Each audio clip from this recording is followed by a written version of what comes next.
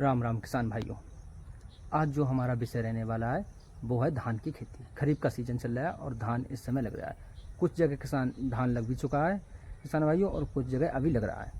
और जहाँ लग चुका है वो पहली डोज में क्या दें, और जहाँ लगने वाला है और वो शुरुआती अवस्था में क्या दें, दोनों पे चर्चा करने वाले हैं हम विस्तार से। जो पहला हमारा इस समय रहने वाला है वो ये रहने वाला है कि हमने जो चर्चा करनी है हमें वो धान की खेती पे करना है, जिसमें पहली पॉइंट ये है कि धान लगाते समय हमें किन किन बातों का ध्यान रखना चाहिए। दूसरी बात, कितनी मात्रा में खाद देना चाहिए। खरपतवार अगर नियंत्रण हमें उस समय नहीं डाली है, अगर कोई प्री इमर्जिंग दवाई नहीं डाली है तो बाद में कौन सी दवाई डालें।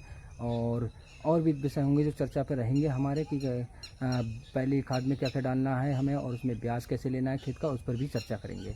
धीरे धीरे सभी चीज़ों पर बात करेंगे।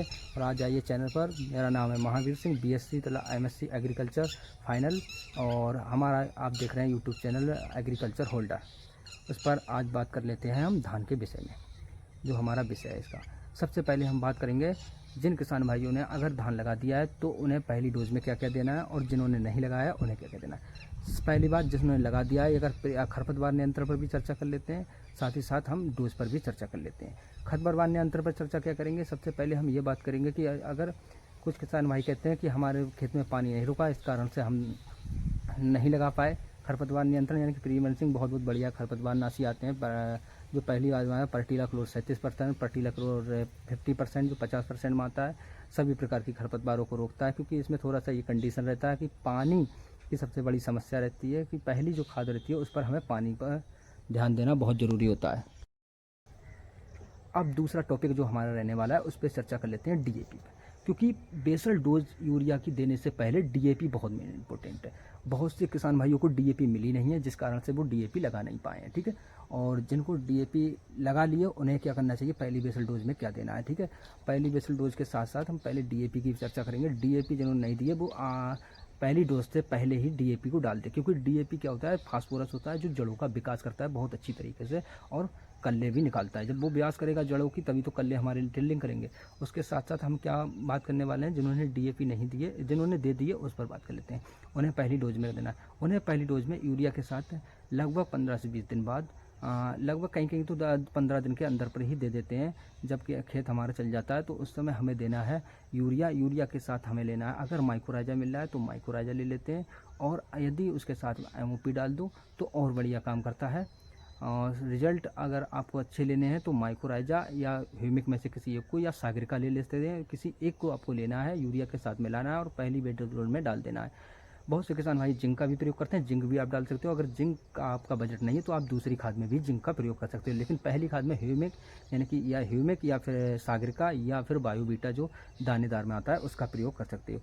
और जिस किसी भाई ने अगर DAP डाल दी है, नहीं डाली है सॉरी, तो उस पर हम बात करेंगे। उससे पहली डोज से पहले ही DAP लगा देना है, चाहे वो DAP हो या TSP मिले या MOP में वो सॉरी SSP मिले, कोई भी अगर मिल रहा है फास्फोरस है खाद, तो आपको उसे पहले ही दे देना है। क्योंकि आप उसे यूरिया के साथ, यानी बहुत से किसान भाई कहते हैं DAP वो सॉरी जिंक के साथ मिला लेते हैं, और जिंक के साथ बिल्कुल भी नहीं मिलाना है क्योंकि वो रिएक्शन कर जाती है।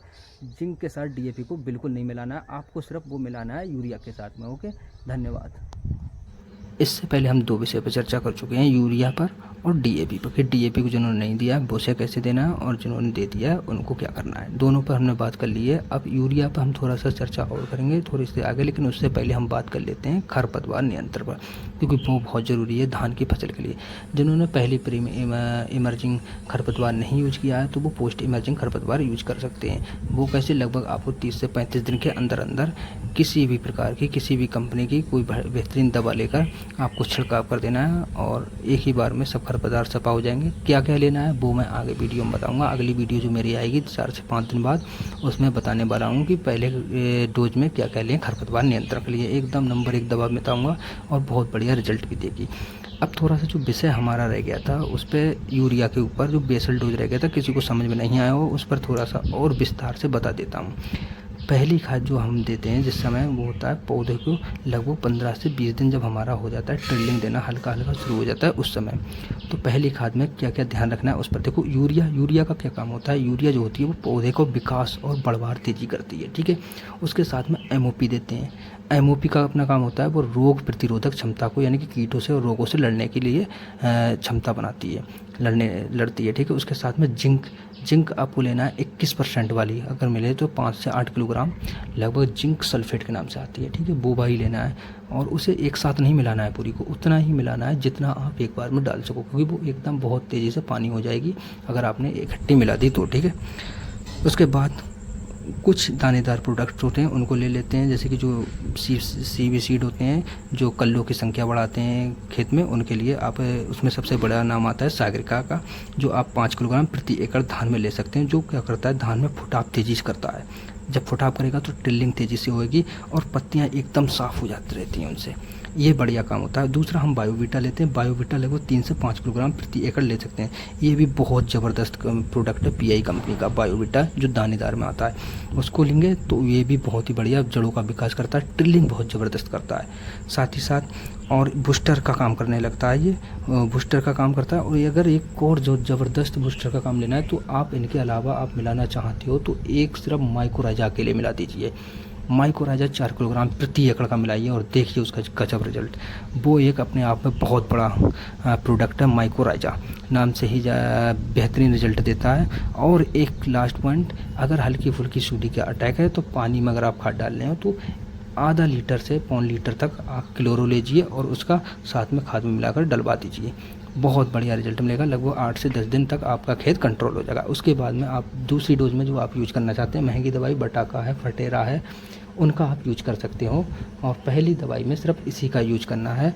और अच्छी जानकारी को इस तरह से जुड़ने के लिए हमारे चैनल को सब्सक्राइब करें, बेल आइकन को ऑन करें। धन्यवाद सभी किसान भाई।